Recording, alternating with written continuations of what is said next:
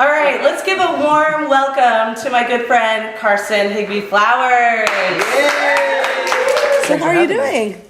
Good. Good to see you. I haven't seen you in a while. It has been about a month and a half at least. We were both at Radiohead. Woo! It's funny that you asked me, do I know your last name? Because I was like, Carson Higby Flowers. That's like every Connecticut person that I grew up with, but not those names, but like some sort of like incarnation of those kind of things. We did the rally when Obama came to town, which made zero news. But that was fun. I was glad to come out, and thank you for bringing your PA system and microphones. It was fun. Everybody was like, "Oh my god, get that girl! She's got a PA, and she can help us do the like microphone." And I was on the wrong side. I was with the oil people. I was like, I'm trying to be with the pot people. I know. I had made that mistake earlier. Some union showed up 30, 40 deep and totally drowned us out. And there was one other faction of people that I didn't really... Occupy.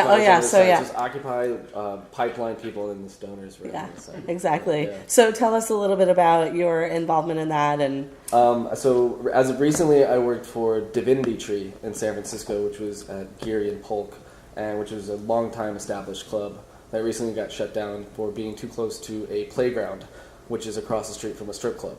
So somehow we were worse. San Francisco. I played at that playground.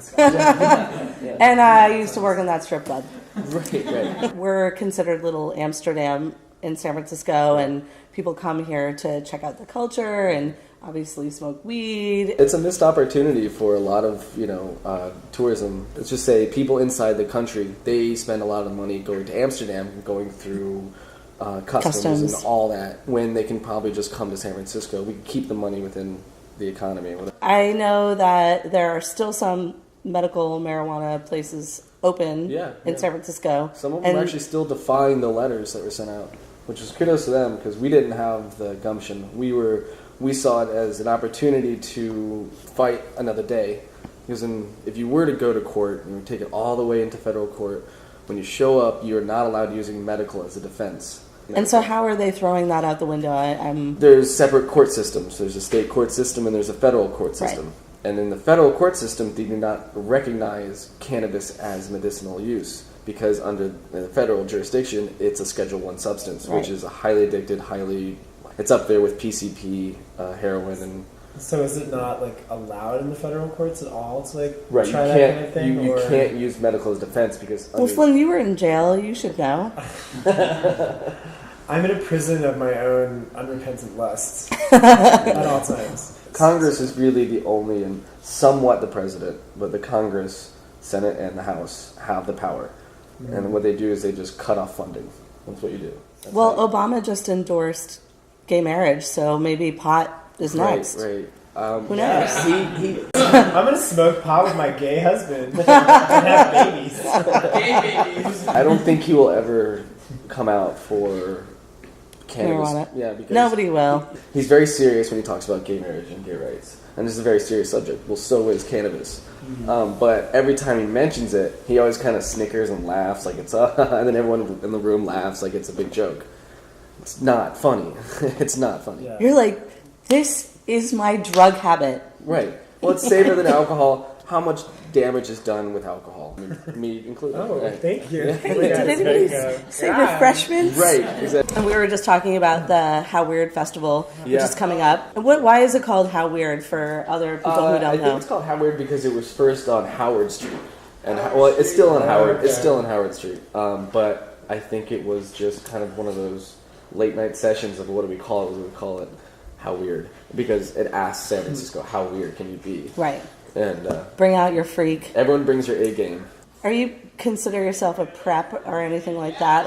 I did go to prep school. Did you go to prep school? You did go to prep school! I went to a very uber prep school, and I think that's why I detest shaving my face. Should we not name it? We can name it, sure. It's nice. Mercersburg Academy.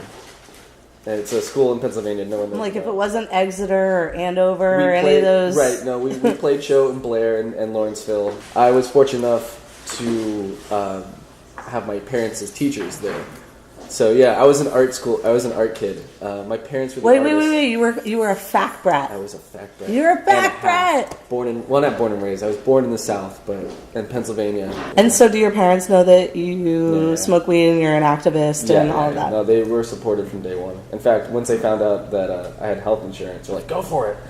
At first, their entire worry was like, "Are you getting paid? Are they feeding you? You know?" I'm like, "Yeah, it's fine." You know. Wait, are they stoners too? No, they don't. That was my next question. I've seen my dad drunk maybe twice. You know, they were very straight. And have very they been to San Francisco? Like, are they super into the culture of that? Yeah. No, they love it here. Awesome. Well, I want to thank you so much for coming and giving us a little bit of your time and some of your expertise and knowledge regarding the sort of current climate of the drug scene, so to speak, in San Francisco, or at least the pot scene. Mm-hmm. And with anything, it's just about education. Well, let's do a little cheers to our pot smoking friends in San Francisco. Yes. Cheers. And hopefully that 420